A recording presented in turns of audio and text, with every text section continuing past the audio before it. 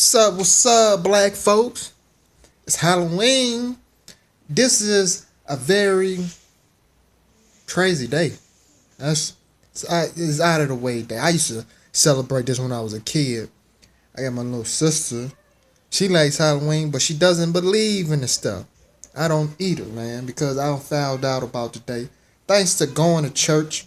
Church has been a very big inspiration in what I'm trying to do. And that is, I'm putting out a lot of knowledge out there now. I don't put out a lot of knowledge, man.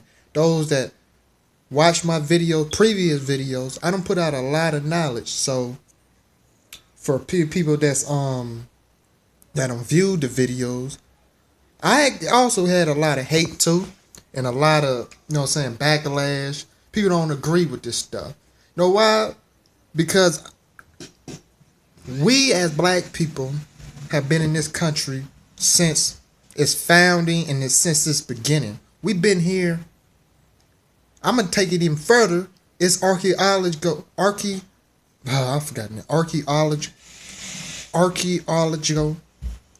Sorry. Okay. It's artifactual evidence that states that the indigenous people were not the Indians.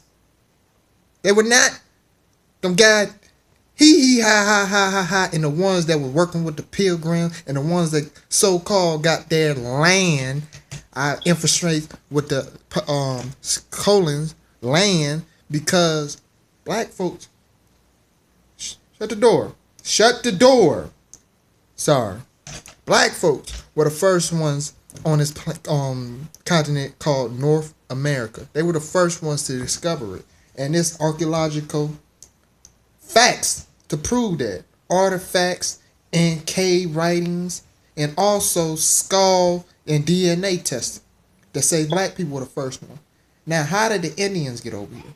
Or the so-called Asians that crossed the ice bridge? Well, they crossed the ice bridge. That's how they got over here. And when they did get over here, they seen black folk, dark-skinned black people from the continent of Africa. It never used to be called Africa at first until some Europeans came over there and called it Africa.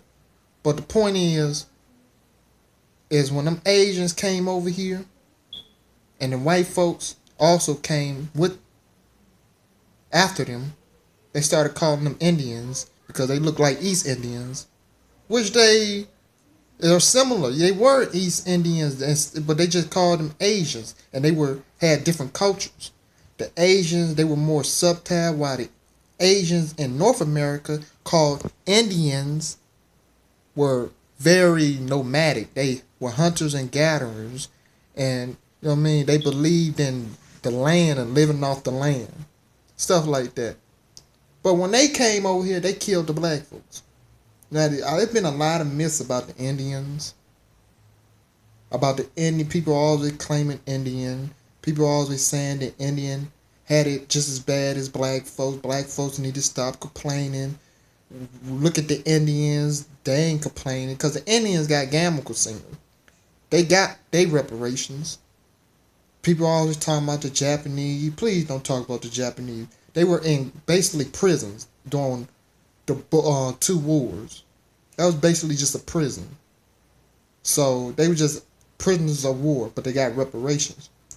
They did not have it better than black people. Then people like to talk about the Jews. Oh, the Jews. The Holocaust. 7 million Jews. And they like to try to shut black folks up with that. But the Jews funded slavery. Yeah. They funded slave ships to go over there and capture niggas. Also, the Jews got their reparations.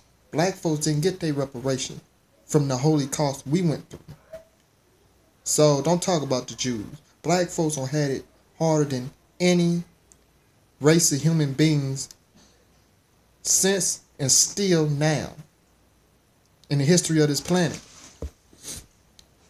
And we all had everything stolen from us. Now they got this whole Elbola thing just dropping and passing around, making everybody sick. They refuse.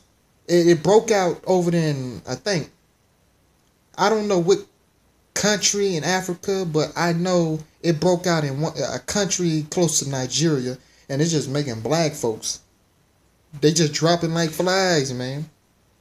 And I just told people, and I've been writing this on my Facebook, that this is a way to get black people to kill a whole race of black folks. Now they have some white journalists over there, white reporters, you know what I'm saying, over there messing around, trying to find out what else they can report, what else they can steal from Africa. They also got in the crossfire and got sick. But the United States went over there and gave them the vaccination.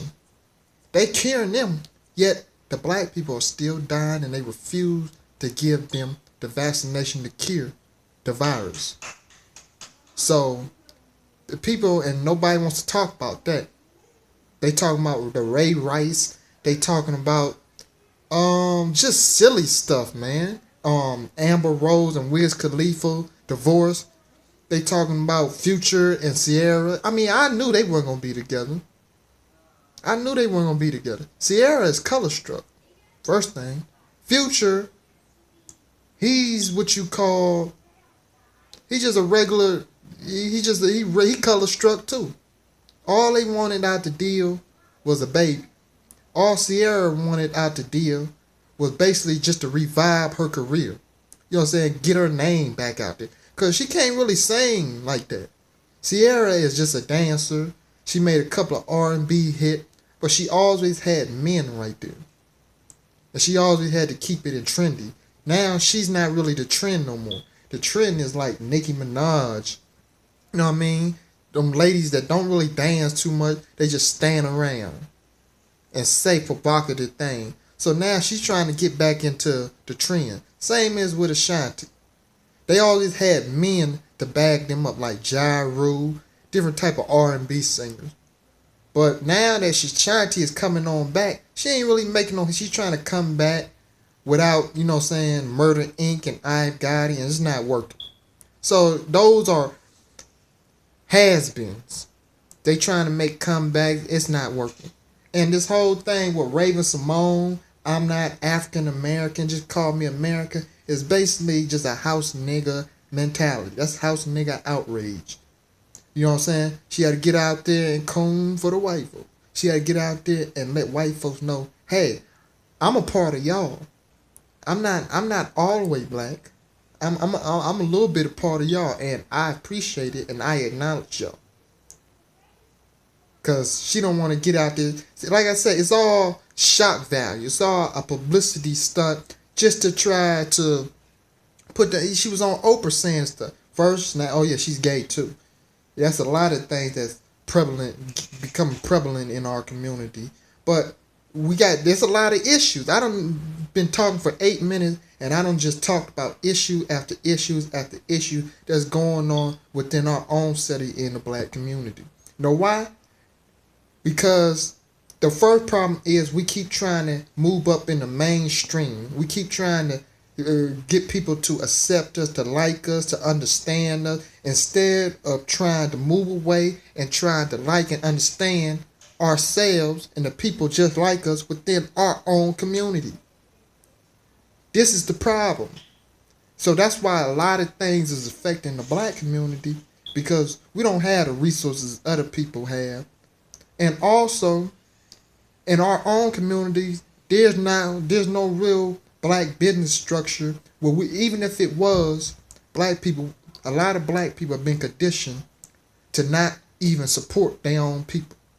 It started back in the 60s, where black people wanted to get along with white folks so bad that they was out there letting white folks beat them just to go sit in the same restaurant, just to drink out the same water fountain as them. Like, I guess that was a privilege, just to go in the same bathroom as the white man or the white woman. It was a privilege, or walk in the same door and sit on the same seat. Instead of having your own business and separating, that's so you can walk in any door, the back door, the side door, the front door, the garage door, go into the window without somebody thinking you're stealing. You know what I mean? It's your property. But back in the 60s, black people wanted to get back on the plantation. They were free from slavery, so they were off the plantation. And they felt like they got messed over, so they wanted to get back on the plantation by passing civil rights bill, voting rights bill, and they passed immigration bills to bring immigrants and call them minorities. You know what I'm saying? Niggas was cooning back then. So don't let them old timers tell you that we paid away for y'all younger. That ain't nothing but the Willie Lynch self-hatred code. I'm old, I'm better than you, we did this. You didn't do anything. A lot of folks wasn't even down with Dr. Martin Luther King. People don't even get that. Dr. Martin Luther King was a hated man. He was a guy that a lot of black people, during that time when they had their job, the bourgeoisie especially, wished he didn't even exist. Only when he died, they understood what he meant. And white folks, they had misdirected his message to where it was all just about a dream and even in the playing field for whites and black. But here's the tricky part, the okie dokie. It wasn't just white and black anymore. It was Hispanic, Asians, Arab. Everybody is coming over here to compete in the last 50 years. That's the problem. Second thing, they brought in drugs in our community. They flooded our community with guns when it wasn't. It's always been a drug problem to keep the black man and the black woman minds messed up. But they invented a new drug, crack, and that drug got to the black women. It also made, and they put guns in the community. Gangs started to fill up. And in the 80s, black folks was cooning. It was this whole light skin vibe. Michael Jackson, the Prince, the Boris brothers, Tina Marie. It was that whole vibe right there. That, you know what I mean? The so-called curly hair, that's the Jerry curl. People was cooning. People was like, I wish the 80s come back. What was so good about the 80s? Huh? What was so good about the 80s? They had crack. The employment rate was high. We had a racist president named Ronald Reagan. People were the murder rate was at an all-time high. People were using bleaching cream. Women were talking about, I want my baby to have good hair and light eyes and stuff. That's where all that stuff came from in the 80s. So they went from the 70s, the afros, the black power, to the 80s just selling out. 80s was a sellout year. And Michael Jackson, R.I.P. to the brother, he was right at the forefront of this stuff. He was right campaigning this stuff. Prince, Rick James, all them guys, having white girls dancing in their videos and stuff. You know what I mean? Everybody was campaigning for this sellout. But the 90s, I could say about that last decade of the 80s going into the 90s, when hip-hop started getting into the pro-black and the conscious, things started changing. You know what I'm saying? Brothers took out the Jerry curls. They started braiding their hair. You know what I mean? Things was changing a little bit because the whole police brutality, the Rodney King and the OJ verdict, all that stuff. But it didn't last long because white folks came back in and pulled the okie dokie. Dr. Dre and Snoop Dogg. Snoop Dogg came out with his doggy style. Doggy style. Dr. Dre, they came out with the Chronic. And NWA, they came out with the whole, you know what I'm saying, gangster rap thing. And that just switched up, reversed. From the Afrocentric and Black Pride and all that, just left that. And it was all about getting money, be harder than the next brother. You know what I'm saying? Shoot them up, bang, bang, bang. Then things got worse. Bill Clinton came in. Now that's the Bill Clinton era, the 90s generation. The highest murder rate decade probably in history. Crack was kind of losing its edge, but the murder rate, crack had already done its damage. By the time the 90s rolled around, the murder rate in black communities was outrageous. I mean, it was outrageous. AIDS was in the 80s. The AIDS was spread everywhere. So we had a whole bunch of problems that was going on and that nobody seen could fix. People were promoting education, promoting get a job. But you can't get a job when you living in a war zone. You can't study when bullets are flying over your head. So with that being said, at that 90s, we had Bill Clinton. And Bill Clinton is a snake. Just like John F. Kennedy, Lyndon Johnson, Richard Nixon, Jimmy Carter. All of those guys were snake. They just smile in your face. Bill Clinton did a lot of things to set black people back. And he did them on purpose. He's an obvious racist. But a lot of black people gave Bill Clinton a pass. Because Bill Clinton would hold black babies, kiss black babies. He only did that just to get in the office. It's like that he actually do this all the time. It was just for the camera.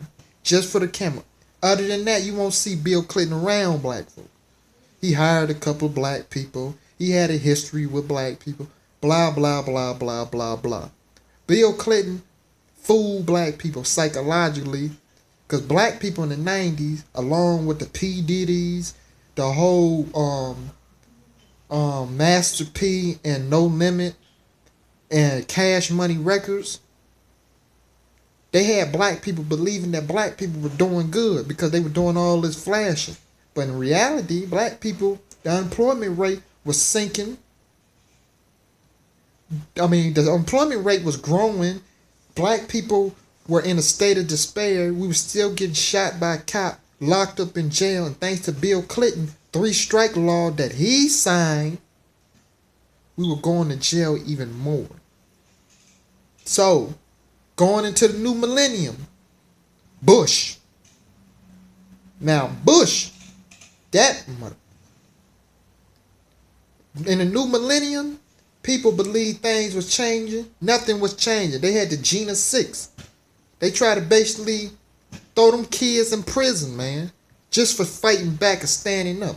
It's like every time, that's what I'm talking about, white privilege. I made a video on that. Every time black folks stand up, try to say, this ain't right, we get punished and disciplined. We get punished and disciplined. And the Gina 6 was evidence of that. Then Hurricane Katrina came in. Then, bam, with set off the early decades of the new millennium was the World Trade Center bombing. Now, the Arabs, I never been too cool with them anyway, because in the black community, the Arabs have a snobbish way. They have a snobbish attitude, especially around black folk. You come into the Koreans do too. You can go into their store. You can go in any Arab store. You won't find a black person working behind the counter. You won't find a black person taking out their garbage can because they don't believe in giving opportunities. Because in their mind, they have a caste system. Same as the Korean. Them Chinese and them chickens and them fried rice that y'all black folks like to eat so much. Boycott that stuff. If you can't, don't work where you can't eat. There ain't no reason giving them business, letting them smile in your face. Oh yeah, and they do them nails and hair and sell beauty products. Don't work where you can't eat. I know a Chinese restaurant that been in the black community, one of the worstest communities, for years, not hired one black person, but they hired a Puerto Rican. And people keep blaming black folks. I hate these black people that come out here and they blame the rest of the community because they cowards and they don't want to fight. It's because of black folks. Black folks steal, or black folks can't do this. That's the reason why they don't get along and want to hire us. No, not all black people do that. Now, if you take your perception of one black person and try to put all black people in that one category, something is wrong with you. And there's something wrong with these Asians, Hispanics, Arabs, and white folks. They taking our cash, they taking our money, and they glad to do that, yet they won't give us any type of employment or benefits. See ya. Black Man X.